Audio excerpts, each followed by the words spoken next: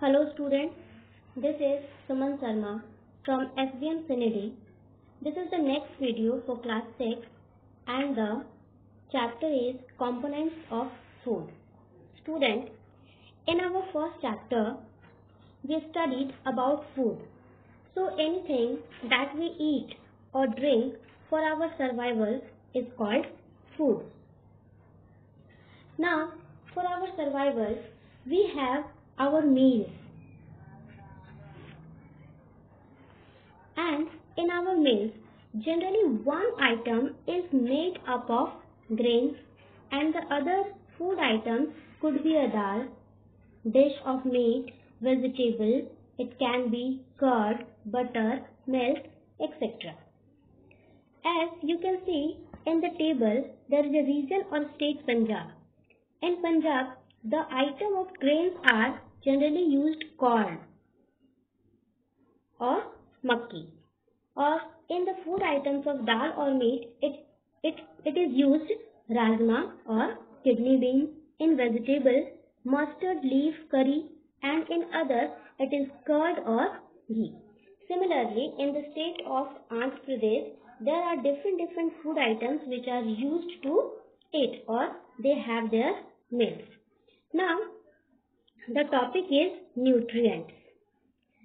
Student, to prepare a dish, we need different kinds of ingredients,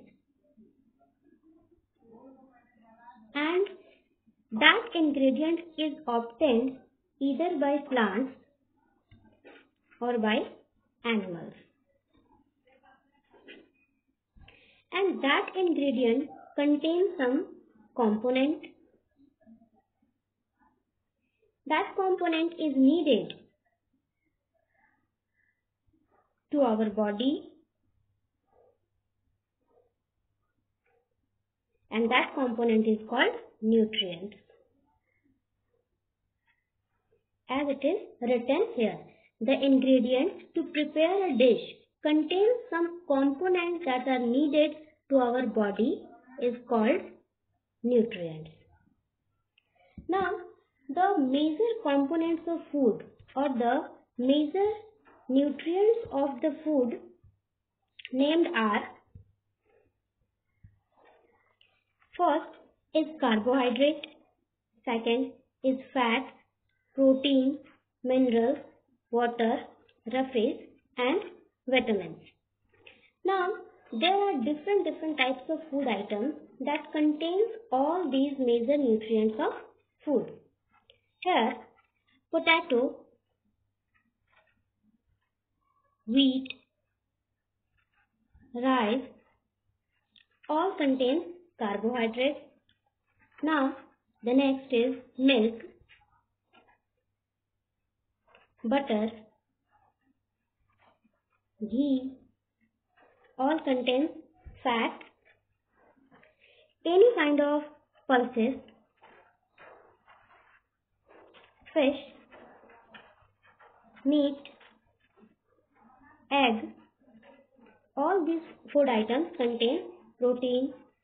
Now there are fresh fruits, fish, milk all contains different kinds of vitamins. Now we have a lot of that type of food item which contains water, like milk, tea. It is also essential for our body. Now some sources of roughes are potatoes,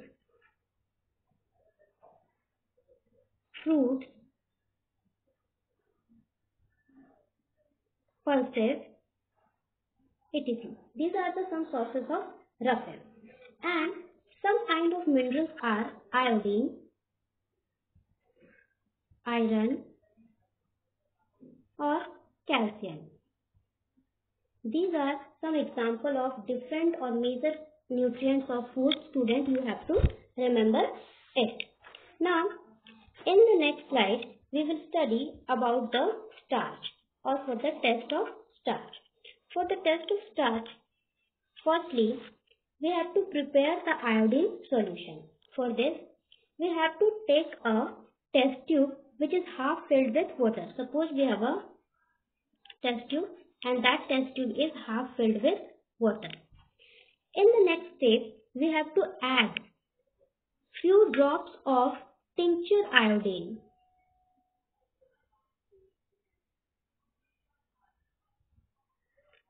Tincture iodine and the solution which we get, that is the iodine solution. So this iodine solution is used for the test of starch. Now for the test of starch, we will first take a small quantity of food item, either it can be a potato or bread. Now in the next step, we have to put 2 or 3 drops of dilute iodine solution with the help of the dropper on the food items that we use. So if the color of the food item turns into black or blue, as you can see here, that if we put the iodine solution on the potato, then its color changes into blue or black, as you can see also in the bread that its color changes into blue or black. If the color changes in blue or black, this indicates that the starch is present in the potatoes. Now in the next slide, we will study about the test of protein. For the test of protein, firstly we have to prepare the 2 type of solution. For this, we have to take a test tube with 100 ml of water and we have to add 2 gram of copper sulfate solution, and the solution of copper sulfate is ready for the test of protein. The second solution is, we have to again take 100 ml of water in a test tube and 10 gram of caustic soda is dissolved in that water. So the preparation of caustic soda solution is ready. For this, firstly, we have to take a small quantity of food item and that food item must be pasted or grinded, or it is in the form of powder, so that in the first test tube we add the food item, that is, it is written also here that grinded food items in water. Now we have to put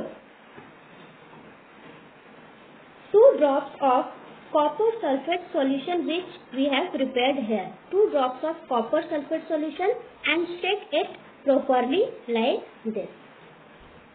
After shaking it, we have to add 10 drops of solution of caustic soda to the test tube.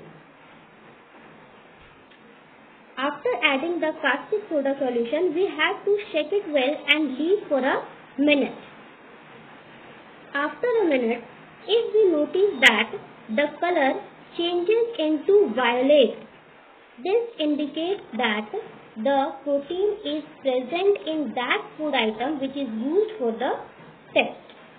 Now students, you have to remember the test of starch or the protein step to step, and also remember how to prepare the solution of copper sulfate, the solution of caustic soda and the solution of iodine for both of these tests. So students, this is enough for today. Thank you.